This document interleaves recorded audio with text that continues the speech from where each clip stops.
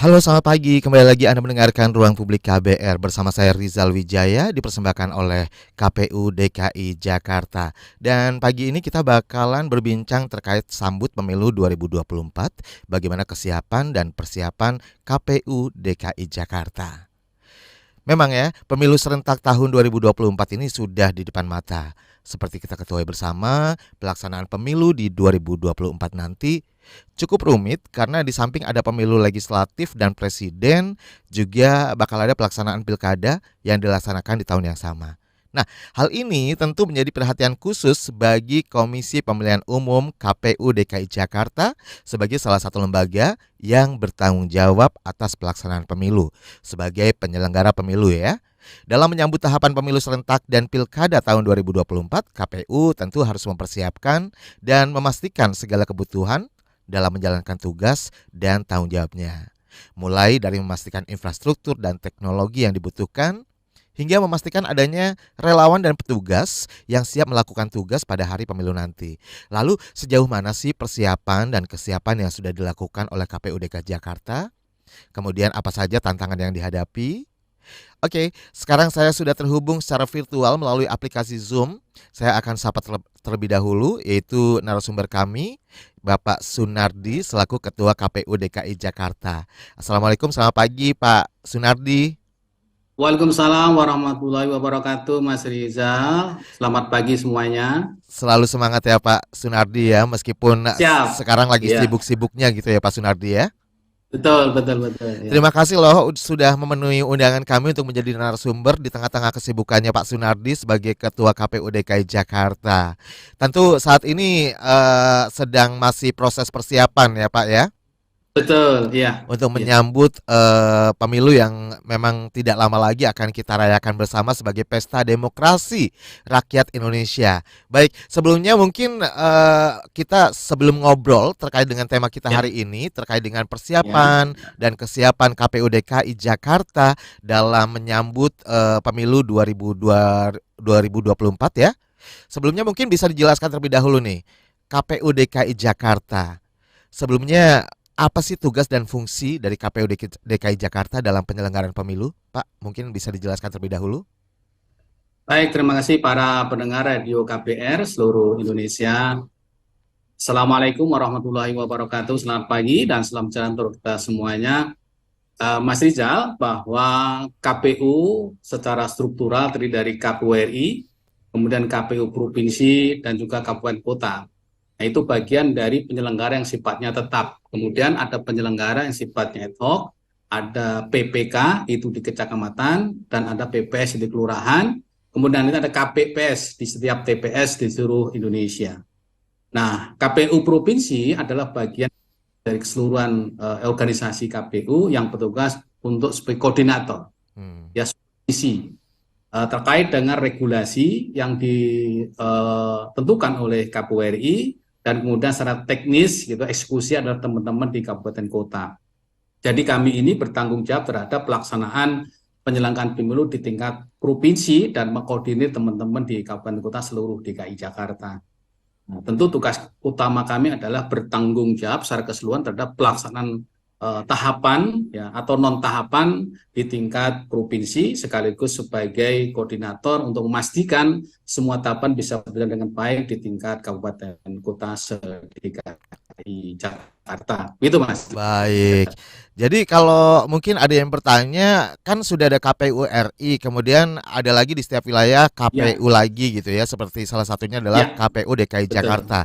Dan nanti juga Ya, ada KPU Jakarta Selatan, misalnya seperti itu ya Pak ya. ya, ya, betul, betul. Nah, ini mungkin yang masih bingung nih, perbedaannya Ya, pembagian tanggung jawab dan tugasnya seperti apa wewenangnya gitu loh, antara KPU RI, yang jelas KPU RI ini mengacu ke nasional gitu ya Pak ya. betul ya. Jadi kalau Kapolri itu adalah penyelenggara di tingkat nasional bertanggung jawab terhadap regulasi, gitu. Kebijakan-kebijakan regulasi ada di KPU RI. Jadi kebijakan-kebijakan terkait regulasi kepemiluan secara nasional itu adalah di KPU RI. Nah, kami di provinsi dan KPU DKI ini bertugas untuk mengkoordinasi, gitu ya. Jadi sebagai supervisi, sebagai koordinator, gitu ya. Nah, untuk bisa memastikan ya, pelaksanaan tahapan di tingkat provinsi. Nah, tingkat provinsi itu ada kabupaten kota. Nah, artinya bahwa kami harus bisa mengkoordinir, kami harus bisa mensupervisi, berikan monitoring terhadap pelaksanaan tahapan di kabupaten kota. Artinya bahwa kami melaksanakan tugas dan tanggung jawab yang diberikan oleh KPUPRI untuk bisa memastikan pelaksanaan tahapan se-DKI Jakarta harus sesuai dengan regulasi yang ada. Ya Nah, nantinya akan bermuara ke ya, KPU pusat gitu ya Pak ya, KPU RI ya. betul. Jadi secara struktural memang secara nasional KPU RI, KPU provinsi, KPU kabupaten kota.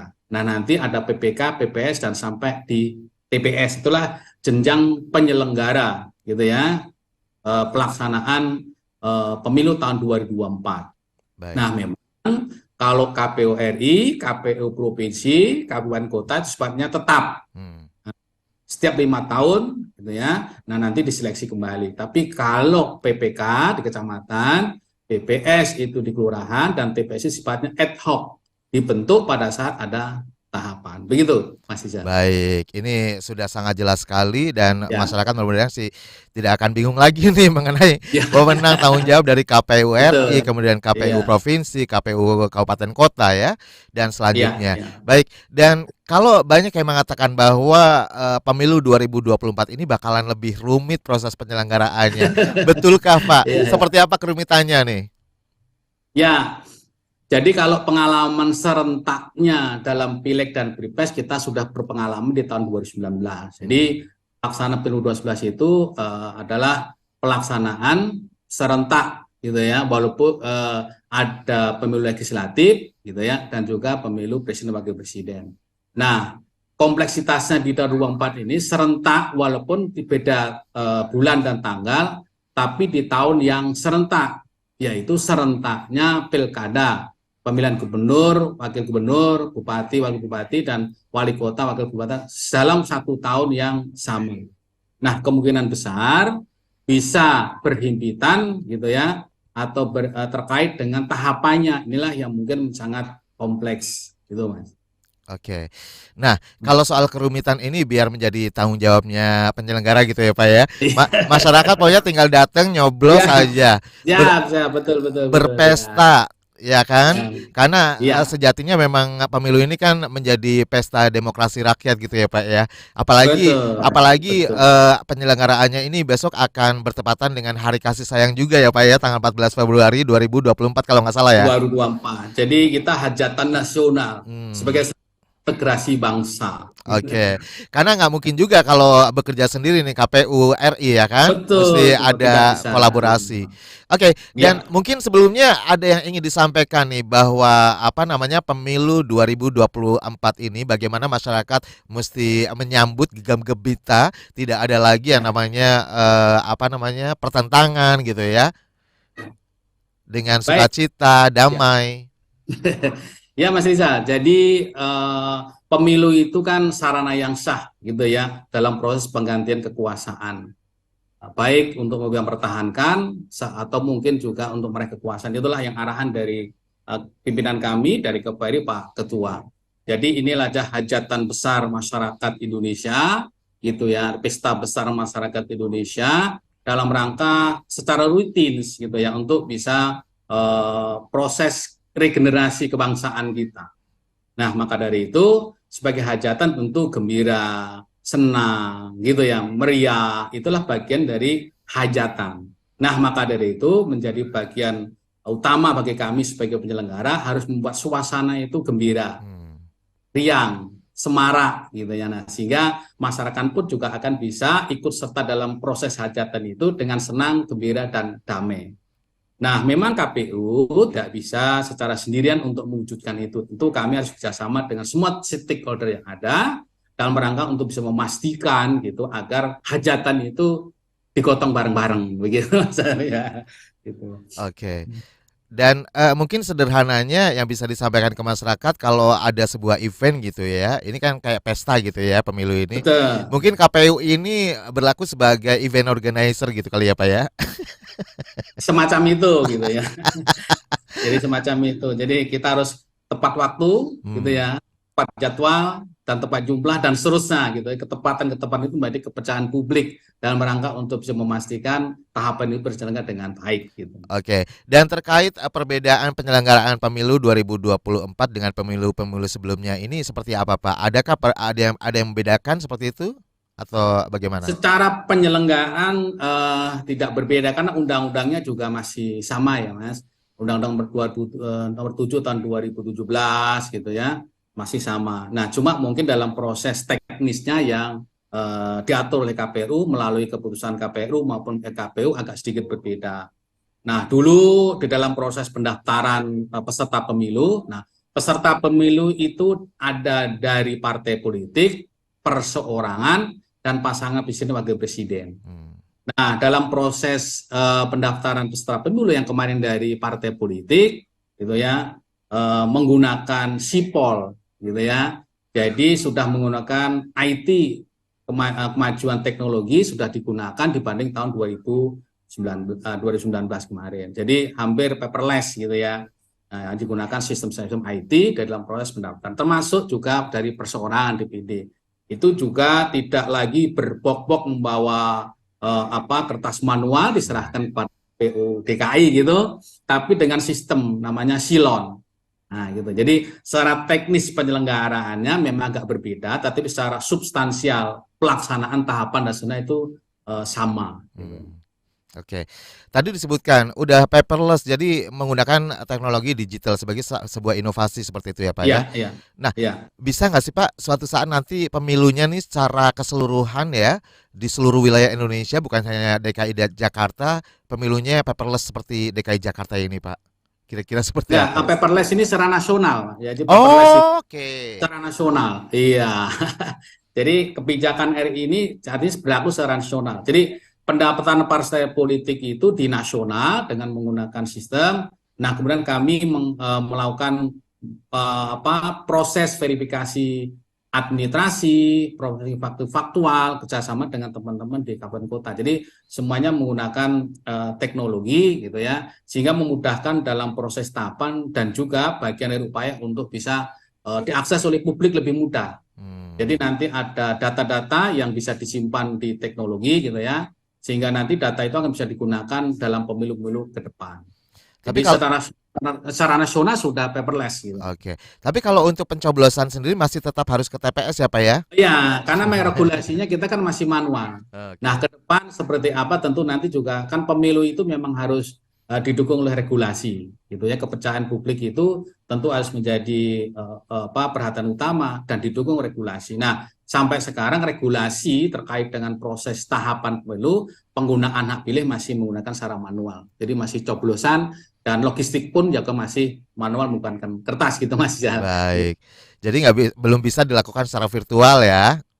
Oh belum, untuk saat ini belum bisa karena regulasinya juga belum Ya, memungkinkan gitu Mas Rizal. mudah-mudahan soon lah ya dalam waktu dekat untuk pemilu-pemilu Ya, selanjutnya biar semakin tentu di dalam praktis. perkembangan demokrasi kita, perkembangan teknologi kita ke depan pasti akan proses teknis dan mungkin proses regulasi akan mengarah ke sana karena teknologi itu akan membantu di dalam proses kegiatan manusia gitu ya, Hmm. semakin kecepatan, ketepatan dan keakuratan begitu. Oke, dan kalau KPU DKI Jakarta ini kan termasuk yang wilayah yang memang sudah sukses gitu ya menyelenggarakan Amin, beberapa kali amin, pemilu gitu. amin ya, Di tahun 2019 juga dibilang sukses gitu ya Pak ya. Sebenarnya amin, bagaimana amin. sih evaluasi KPU DKI Jakarta dengan pemilu-pemilu terdahulu? Apa saja catatan atau poin-poin yang krusial yang menjadi perhatian KPU dan harus diperbaiki di masa mendatang? Ya, jadi setelah pemilu 2019 kemarin selesai, kami diminta melakukan evaluasi internal dan eksternal gitu, Mas Risa. Nah, internal terkait dengan kegiatan sumber daya kita, gitu, manajemen kita, hubungan kita dan seterusnya. Nah, secara internal memang kami melakukan evaluasi terkait dengan konsolidasi di dalam kita, dan kemudian salah satu evaluasi kami cukup penting adalah proses rekrutmen gitu ya anggota Badan Ad Hoc yang waktu itu memang disampaikan ada beberapa tenaga kita yang gugur dalam rangka menjalankan tugas dan seterusnya. Nah, bagian evaluasi terpenting itulah yang menjadi dasar pelaksanaan tahapan di 2024. Maka KPU RI memberikan regulasi gitu ya, karena memang dari hasil evaluasi teman-teman kami KPPS yang gugur itu adalah mereka yang punya rata-rata cover bid gitu ya, punya sejarah penyakit sebelumnya. Nah, sekarang kita diminta dalam rangka proses rekrutmen itu bekerjasama dengan Dinas Kesehatan. Dan kemudian ada surat keterangan sehatnya, sehingga memastikan dari awal bahwa tenaga-tenaga kita itu nanti adalah sehat. Dan toh kalau umpamanya gitu ya, ada sesuatu yang kurang sehat bisa diantisipasi dari awal. Nah, kami maka KPU DKI selalu koordinasi dengan Pemda DKI, terutama Dinas Kesehatan, dalam proses rekrutmen anggota PPK, kemudian anggota PPS, itu difasilitasi oleh beliau-beliau dari Pemda DKI, dan setiap ada proses kegiatan, tes, atau apapun, selalu ada medis atau tenaga kesehatan yang hadir di setiap kegiatan itu. Jadi, untuk memastikan itu semuanya berjalan dengan baik, gitu, Mas. Ini bagian dari sinergi juga ya antar lembaga seperti itu Betul, ya iya. Pak ya. Ya, Baik, ya. dan kita tahan dulu Pak untuk nanti dilanjutkan kembali Baik, setelah ya. jeda iklan. Ya. Dan untuk Anda yang ingin bergabung bersama kami melalui telepon bebas pulsa, Anda boleh bertanya terkait tema kita hari ini di nomor 0800 245 7893. Untuk SMS dan WhatsApp di 0812 118 8181 dan juga live chat YouTube Berita KBR. Anda bisa komentar di sana ya, dan mention ke Instagram @kbr.id.